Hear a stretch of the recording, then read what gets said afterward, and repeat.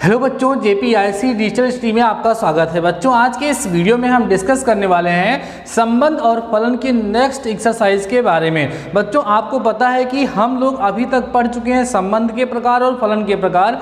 फलन के प्रकार में मैंने आपको बताया था कि मेन प्रकार जिस पे आपको फोकस करना है वो एकाएकी और आच्छादक फलन, उसी का ज़्यादा से ज़्यादा यूज़ होता है, उसी के बेसिस पे क्वेश्चन भी हमारे एग्जाम में पूछे जाते हैं। ठीक है, तो आज के इस वीडियो में हम उन्हीं कंसेप्ट का यूज़ करते हुए एक्सरसाइज को सॉल्व करेंगे। लेकिन उसके पहले हम आपको बता दें बच्चों, हमने एक वीडियो आप लोगों को प्रोवाइड किया जिसमें बताया था किसी दिए गए फलन को हम एकाएकी कैसे सिद्ध करते हैं। अगर आपने उस वीडियो को नहीं देखा है तो पहले आप लोग उस जरूर देख लीजिए, क्योंकि जब तक आपको कंसेप्ट नहीं पता होगा आप क्वेश्चन नहीं सॉल्व कर पाएंगे। तो ये बच्चों हम लोग देखते हैं कि हमारा फर्स्ट क्वेश्चन क्या है। यहाँ पर कह रहा सिद्ध कीजिए कि fx = 1/x द्वारा परिभाषित फलन फ्रॉम, कहाँ दिखा है बच्चों, f from r* to r*, एकाएकी तथा आच्छादक है।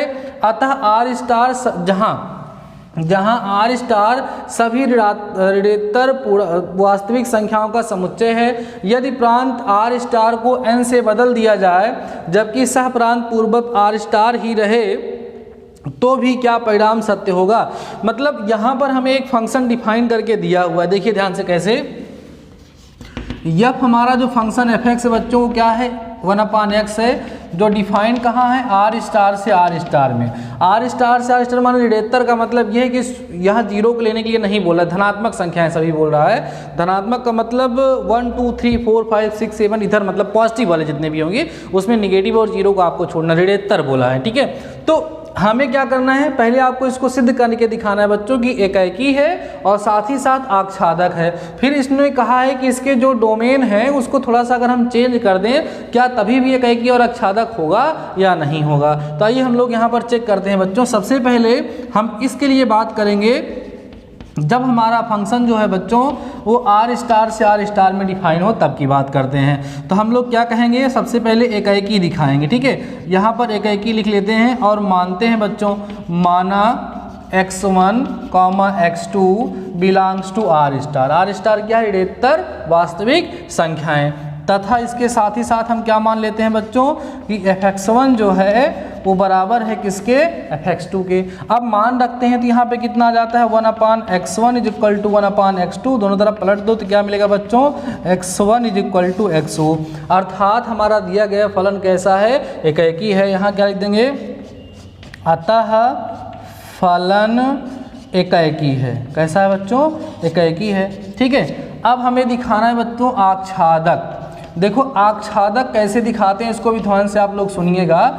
देखो आच्छादक दिखाने का तरीका ये होता है बच्चों कि हमें ये दिखाना होता है कि हमारा जो रेंज है, जो रेंज आएगी इस फंक्शन की वो कोडोमेन के इक्वल होगी। या आपको ये बता देना चाहिए कि y जैसे मतलब हमारा सेट है, जैसे मान लीजिए यहाँ पर हमने r* बना लिया, ठीक है, यहाँ पर भी r* बना लिया, तो यहाँ पर कोई भी अवयव बचना नहीं चाहिए, यहाँ पर कोई भी अवयव बचना नहीं चाहिए। तो देखो यहाँ बचेगा नहीं बच्चों, यहाँ पर आपको सोचना पड़ेगा पहले, इधर भी वास्तविक संख्याएं इधर भी वास्तविक संख्याएं, कोई भी मान आप यहाँ पर रखोगे उसका यहाँ पर प्रतिबिंब बन जाएगा। और ऐसा कोई मान सोच के देखो जिसके लिए यहाँ पर संख्या ना मिले। जैसे मान लीजिए आप सोचोगे सर यहाँ 1/2 संख्या आएगी, यहाँ 0.5 आएगा, यहाँ 7/5 आएगा, सर इसके लिए कोई मान बताइए। तो 7/5 किसका प्रतिबिंब होगा, 5/7 का ना। मतलब कोई भी संख्या, जितनी भी वास्तविक संख्याएं होंगी उसका उल्टा करेंगे इधर वाली प्राप्त हो जाएंगे हम। बात समझ में आ रही ना। तो इसका मतलब यहाँ पर ऐसा कोई अवयव बचेगा ही नहीं जिसका जो किसी का प्रतिबिंब न बन पा रहा हो, तो सबका प्रतिबिंब बन जाएगा, इसलिए क्या होगा, आच्छादक होगा। तो इसको लिखते कैसे हैं,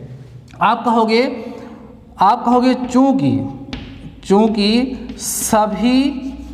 सभी x बिलोंग्स टू r* के लिए ठीक है, fx = y belongs to r*,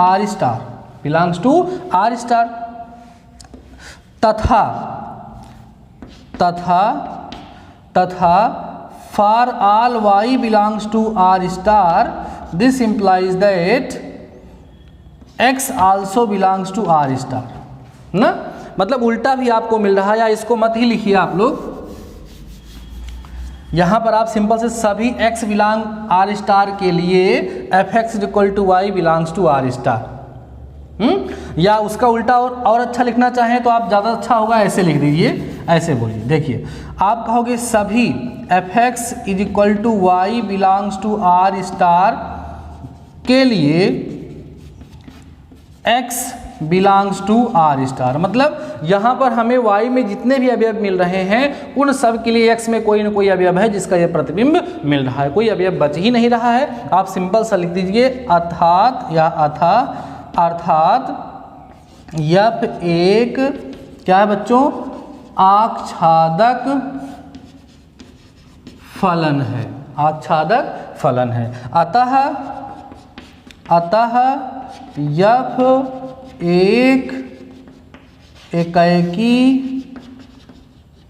आच्छादक फलन है। ठीक है, पहली कंडीशन तो यहाँ पर सेटिस्फाई हो गई। कुल मिलाकर के जब वो आच्छादक है ना तो ज़्यादा परेशान होने की ज़रूरत नहीं है। आच्छादक नहीं है तो कोई एक एग्जाम्पल आपको दिखा देना, बहुत आसान काम है। ठीक है, अभी करिए, अभी शुरुआत में आप एक क्वेश्चन कर रहे हैं, थोड़ा सा आपको ऑड लग रहा होगा, जैसे आप लोगों ने संबंध के प्रकार को सिद्ध करना सीख लिया और आप लोग आसानी से करने लगे, वैसे इसको भी कर लेंगे। आइए दोबारा बात करते हैं बच्चों, अब जब कंडीशन लग गई तब की बात करते हैं। कंडीशन में क्या कहा गया है, यहाँ पर यदि आर स्टार को एन से बदल दिया जाए, किसको, प्रांत को, मतलब अब हमारा जो फंक्शन है बच्चों वो एन से कहाँ डिफाइन है, आर स्टार में डिफाइन है।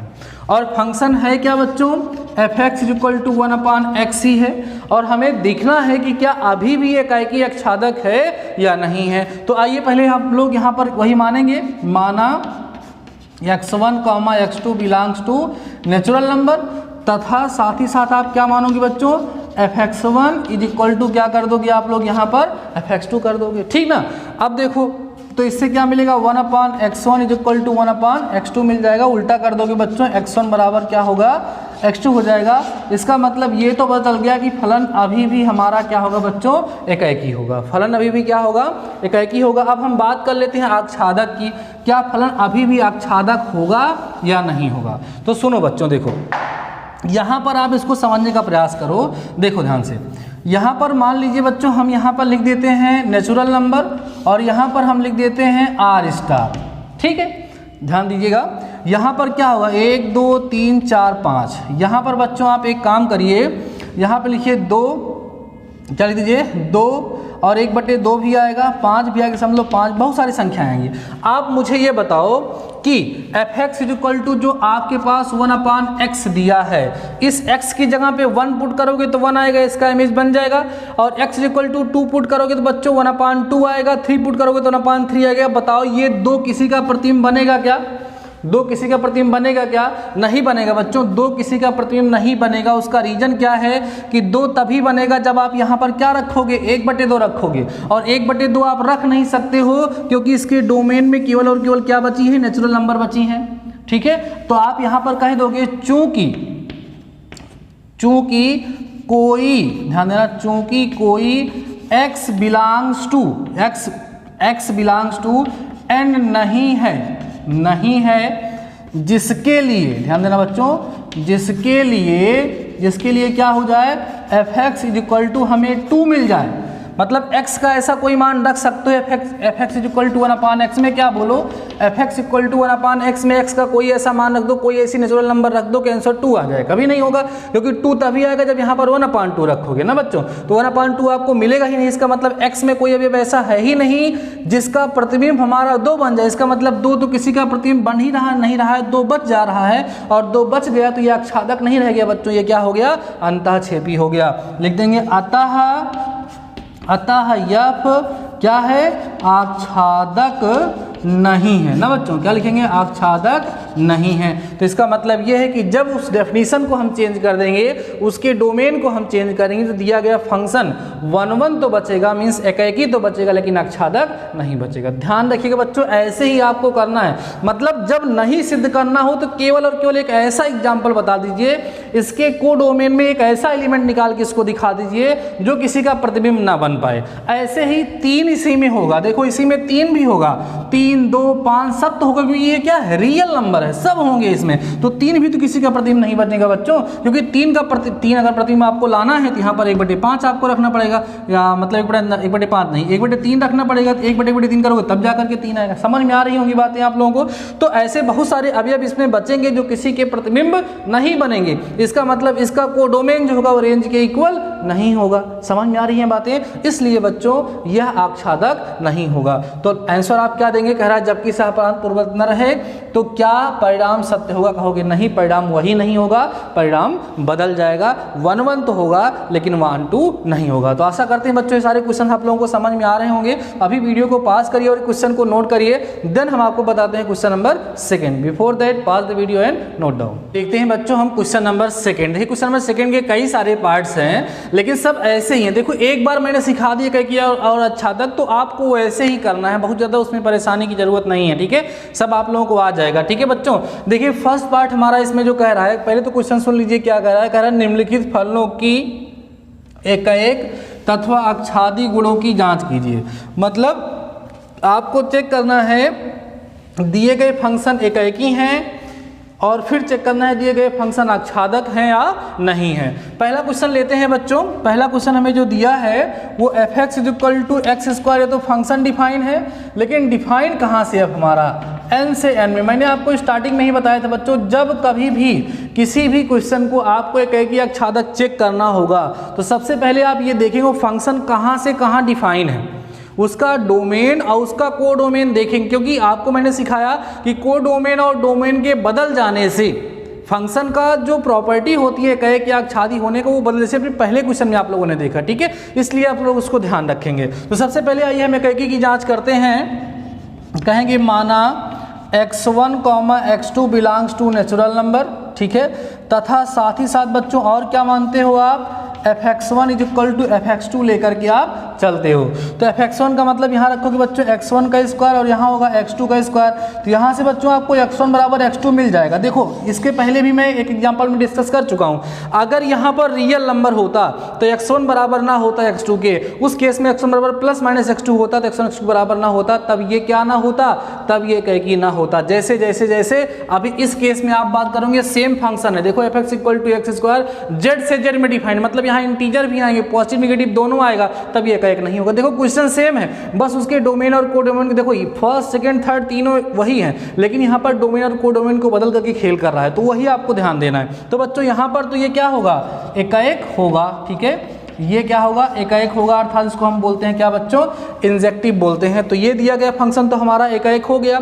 अब आइए हम लोग ये चेक करते हैं कि ये आच्छादक होगा या नहीं होगा। देखो आच्छादक चेक करने के लिए आप एक काम करिए, अगर ये सिंपल सा फिगर बना लीजिए, अगर जब नेचुरल नंबर दी गई हो तो इससे पता चल जाता है।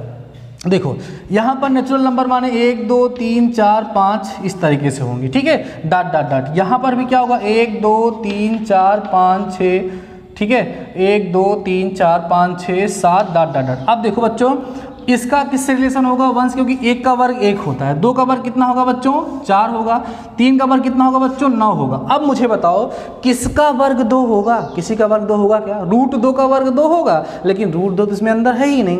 तो सिंपल सी बात है कि ये क्या है, आच्छादक नहीं है। कैसे दिखाओगे, आइए आच्छादक के लिए बात करिए। यहाँ पर आच्छादक के लिए आप क्या दिखाओगे, आप यहाँ बोलोगे सिंपल सा, चूंकि कोई भी x बिलोंग्स टू n ऐसा नहीं है कि fx = x² = 2 हो जाए, है क्या, नहीं है। अतः फलन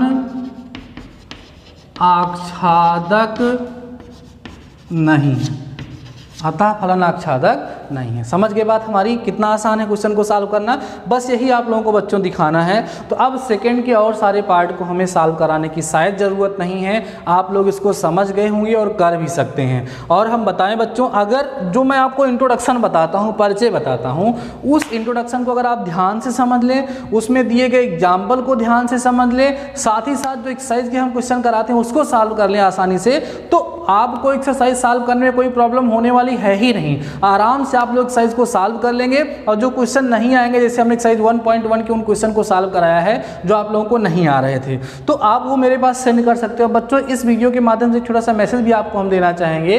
देखो अगर आपको किसी क्वेश्चन में प्रॉब्लम हो तो अब मुझे आप कमेंट सेक्शन में जाकर कमेंट नहीं करेंगे, आप मुझे व्हाट्सएप पे सेंड करें। उसका रीज़न क्या है बच्चों, कि कॉलेज के चैनल पे कई सारे वीडियोज़ अपलोड हो रहे हैं, तो पर्टिकुलर सबका कमेंट देख पाना थोड़ा सा मुश्किल होता है। मैं देखता जरूर हूँ अपने वीडियो पे कौन कौन बच्चे कमेंट कर रहे हैं, लेकिन फिर भी वहाँ वहाँ पर उतना जल्दी नहीं देख सकते हैं। तो आपको अगर किसी क्वेश्चन में प्रॉब्लम हो रही हो तो उसको आप तुरंत लिखिए या फोटो क्लिक कर लीजिए बुक की और क्वेश्चन नंबर आप मेरे पास सेंड कर दीजिए, देन उसको हम आप लोगों को सॉल्व करा देंगे। ठीक है, तो बच्चों आज के इस वीडियो के साथ हम ये मान के चल रहे हैं कि मेरी तरफ से एक्सरसाइज 1.2 कंप्लीट हो गई है। अपनी तरफ से आप लोग कंप्लीट कर लीजिए और जो क्वेश्चन आप लोगों को ना आए वो मुझे बता दीजिए, उसको भी हम नेक्स्ट वीडियो में सॉल्व करा देंगे। नेक्स्ट वीडियो हम लोग डिस्कस करेंगे बच्चों नेक्स्ट टॉपिक के बारे में। तब तक के लिए बस इतना ही। शानदार रहिए, मस्त रहिए और पढ़ते रहिए। मिलते हैं नेक्स्ट वीडियो के साथ। All the best.